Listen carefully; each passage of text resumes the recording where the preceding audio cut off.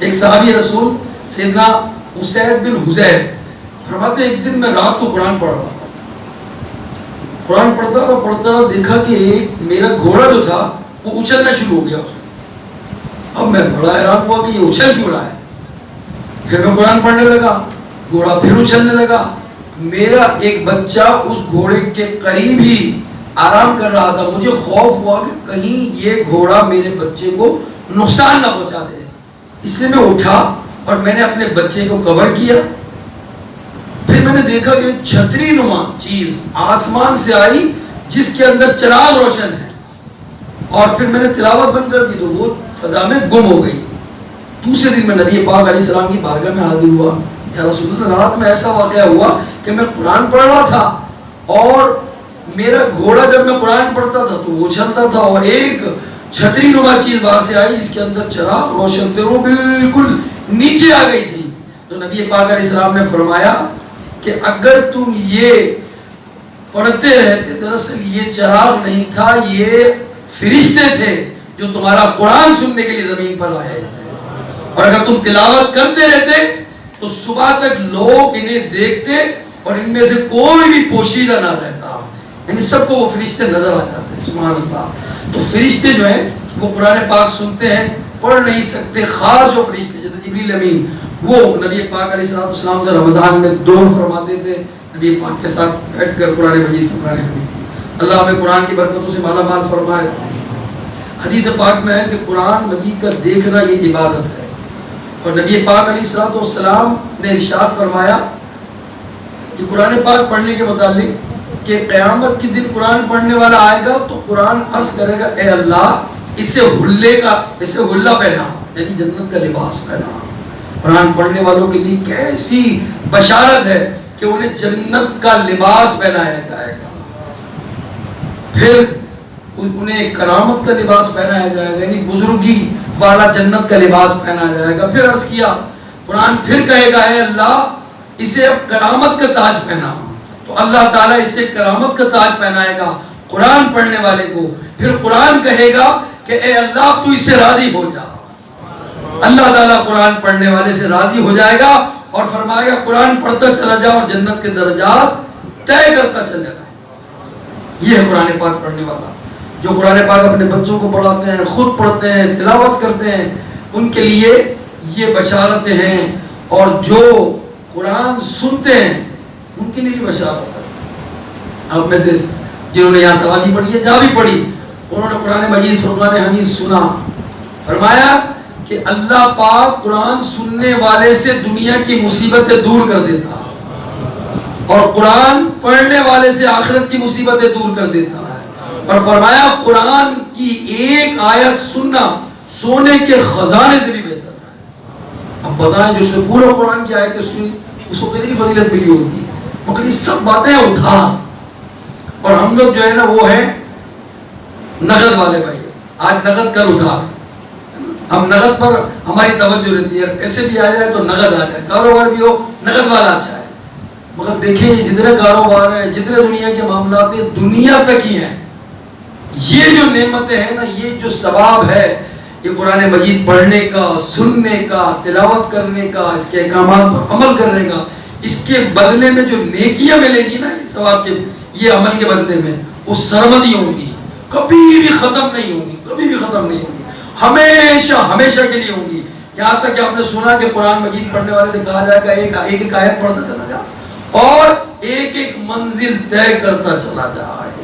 حدیث نے فرمایا کہ قرآن کی ایک آیت پڑھنا عرش کے نیچے موجود تمام چیزوں سے افضل ہے۔ سبحان اللہ۔ ایک حدیث نے فرمایا جو شخص کتاب اللہ کے ایک حرف پڑھتا ہے اس کو ایک نیکی ملے گی جو 10 نیکی کے برابر ہے۔ فرمایا میں یہ نہیں کہتا کہ الف لام میم ایک حرف ہے، بلکہ الف ایک حرف ہے، لام ایک حرف ہے اور میم ایک حرف ہے۔ علماء نے اس میں بھی کلام کیا ہے کہ الف کے اندر خود 3 حروف موجود ہیں، آپ خود پڑھیں الف کے اندر کتنے حروف ملے؟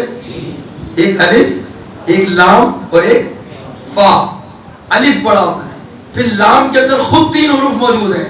جب آپ لام پڑھتے ہیں تو لام الف میم، یہ تین، پھر آپ نے میم پڑھا، میم میں خود 3 حروف موجود ہیں، میم یا میم، گویا جو الف لام میم پڑھتا ہے وہ 30 نیکیاں حاصل کرتا ہے، 90 نیکیاں حاصل کرتا ہے، سبحان اللہ۔ یعنی الف لام میم پڑھا اور آپ کو 90 نیکیاں مل گئی۔ بات وہی ہے کہ جو پڑھے گا اس کو ثواب ملے گا، مگر معاملہ یہ ہے کہ قرآن مجید فرقان حمید رمضان میں تو کھولا جاتا ہے، مگر رمضان کے بعد قرآن مجید کھلتا نہیں۔ سویم پر، چہلم پر، برسی میں قرآن کے حقوق ہمارے ہم سنیں، قرآن کے کیا حق ہے ہم پر۔ چند باتیں عرض کر کے اپنی بات کو ختم کرتا ہوں۔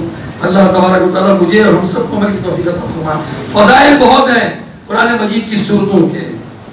آج کی رات جو ہے وہ بڑی مبارک متبرک رات ہے، ممکن آج کی رات وہی ہے جو 1000 مہینوں سے بہتر بات ہے۔ فرمایا جو نبی پاک علیہ السلام فرمایا تم میں سے کون ہے جو روزانہ 1000 آیتوں کی تلاوت کرے؟ تو نبی صحابہ نے عرض کیا رسول اللہ کون ہے جو 1000 آیتوں کی تلاوت کر سکتا ہے؟ فرمایا جو سورہ تکاثر پڑھتا ہے وہ گویا 1000 آیتوں کی تلاوت کرتا ہے، 3 منٹ بھی نہیں لگتا ہوتا۔ قبر سے بچنا ہر ایک شخص چاہتا ہے، مگر کیا سورہ ملک روزانہ پڑھ رہا ہے؟ مغفرت ہر شخص چاہتا ہے، مگر کیا سورہ یاسین پڑھ رہا ہے؟ نعمتیں ہر شخص چاہتا ہے، مگر کیا سورہ رحمان پڑھ رہا ہے؟ جنات اور شریر نظر بد سے ہر شخص بچنا چاہتا ہے، مگر کیا سورہ فلق اور ناس کا اس کا وظیفہ ہے؟ روزانہ آپ اپنے بستر پر جائیں تو یہ 3 سورتیں پڑھے بغیر نہ جائیں۔ سورہ اخلاص یعنی قل هو اللہ احد، پھر سورہ فلق، پھر سورہ ناس۔ ہر رات میں آپ سورہ تکاثر پڑھیں اور ہر رات میں آپ کوشش کریں سورہ ملک پڑھیں، انشاءاللہ آپ کو یہ عذاب قبر سے بچائے گی۔ قرآن پڑھیں بھی اور قرآن کو سمجھیں بھی۔ قرآن ہم سنتے تو ہیں مگر قرآن کے جو تقاضے ہیں ہم پر، اس پر جو ہے عمل نہیں ہے۔ نبی پاک علیہ السلام نے فرمایا کہ قریب ایک فتنہ برپا ہوگا۔ عرض کیا مولا کائنات نے یا رسول اللہ اس کے بچنے کا طریقہ کیا ہے؟ فرمایا اس سے بچنے کا طریقہ کتاب اللہ ہے، یعنی اللہ کی کتاب جس میں تمہارے اگلوں اور پچھلوں کی خبریں ہیں، تمہارے آپس کے فیصلے ہیں۔ قرآن فیصلہ کن ہے، یہ کوئی مذاق نہیں ہے، نبی پاک نے فرمایا۔ اور فرمایا ظالم جو اسے چھوڑ دے گا اللہ پاک اسے تباہ کر دے گا، اور جو اس کے غیر میں ہدایت ڈھونڈے گا اللہ پاک اسے گمراہ کر دے گا۔ جو اللہ پاک کی مضبوط رسی اور حکمت والا ذکر ہے یہ قرآن، اور قرآن یہ سیدھا راستہ ہے۔ قرآن وہ ہے جس کی برکت سے خواہشات بگڑتی نہیں۔ قرآن دوسری زبانیں مل کر بھی اس کو مشکوک نہیں بنا سکتی، جس سے علماء بے پرواہ نہیں ہوتے، جو زیادہ دہرانے سے پرانا نہیں ہوتا، عجائبات اس کے ختم نہیں ہوتے۔ قرآن ہی وہ ہے کہ جب اسے جنات نے سنا تو کہے بغیر نہ رہ سکے کہ ہم نے عجیب قرآن سنا ہے جو اچھائی اور رہبری کرتا ہے، تو ہم اس پر ایمان لے آئے۔ اور جو قرآن کا قائل ہو وہ سچا ہے، جس نے اس پر عمل کیا وہ ثواب پائے گا، جو اس کے مطابق فیصلہ کرے گا وہ انصاف والا ہوگا، جو اس کی طرف بلائے گا وہ سیدھی راہ والا ہوگا۔ اللہ جل مجدہ ہمیں قرآن مجید کے اندر کیا لکھا ہے، ترجمہ کیا ہے اس کا ہم پڑھیں۔ علامہ اسماعیل حقی رحمۃ اللہ علیہ بہت بڑے محدث گزرے، آپ کی تفسیر نور بیان ہے، فرماتے ہیں کہ اللہ پاک کی کتابوں سے مقصود ان کے تقاضوں کے مطابق عمل کرنا ہے، نہ فقط زبان سے بالترتیب اس کی تلاوت کرنا۔ اس کی مثال یہ دی کہ کوئی بادشاہ ہو اور اپنی سلطنت میں اپنے وزیر کو خط لکھے اور اس کو حکم دے کہ فلاں شہر میں ایک محل تعمیر کرو۔ جب وہ خط اس وزیر تک پہنچے تو وہ اس کے حکم کے مطابق محل تعمیر نہ کرے، البتہ خط کو روزانہ پڑھتا رہے۔ جب بادشاہ وہاں پہنچے گا محل نہ پائے گا تو ظاہر ہے کہ وہ وزیر سزا کا مستحق ہوگا، کیونکہ اس نے بادشاہ کا حکم پڑھنے کے باوجود اس پر عمل نہیں کیا۔ تو فرمایا قرآن بھی اس خط کی طرح ہے جس میں اللہ پاک نے اپنے بندوں کو حکم دیا ہے کہ وہ دین کے ارکان، نماز، روزہ وغیرہ کی تعمیر کریں، اور بندے فقط قرآن مجید کی تلاوت کرتے رہیں اور اللہ کے حکم پر عمل نہ کریں تو ان کا فقط قرآن مجید کی تلاوت کرتے رہنا حقیقی طور پر فائدہ مند نہ ہوگا۔ تو قرآن کی جو تقاضا ہے کہ قرآن کی تفسیر پڑھیں، ترجمہ پڑھیں، قرآن کے اندر قصص بھی ہیں یعنی واقعات بھی ہیں، قرآن میں احکامات بھی ہیں، اور قرآن مجید فرقان حمید کے اندر نبی پاک علیہ السلام کے معجزے بھی ہیں. قرآن مجید کی حلاوت سے اپنے آپ کو محظوظ کریں, پڑھیں اس کو روزانہ.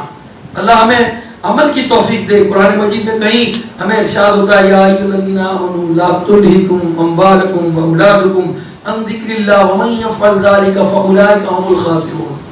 آپ جب ترجمہ پڑھ کے جائیں گے نا, اب تو موبائل میں آ گیا, آپ جہاں بیٹھے پڑھ سکتے ہیں, اب اس کی اپلیکیشن بن گئی ہے, آپ اس کا ترجمہ پڑھیں. جو پڑھ رہے ہیں, سن رہے ہیں, عشاء میں آپ مغرب میں پڑھ لیں, 15-20 منٹ آپ دیں, خلاصہ پڑھ لیں اس کا, آپ کو سننے میں مزہ آئے گا.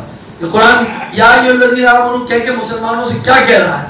یا ایھا الذین آمنوا قوا انفسکم نارا وقودھا الناس والحجارہ. فرماتا ہے کہ اپنے آپ کو بھی اور اپنی اولاد کو بھی جہنم کی آگ سے بچاؤ.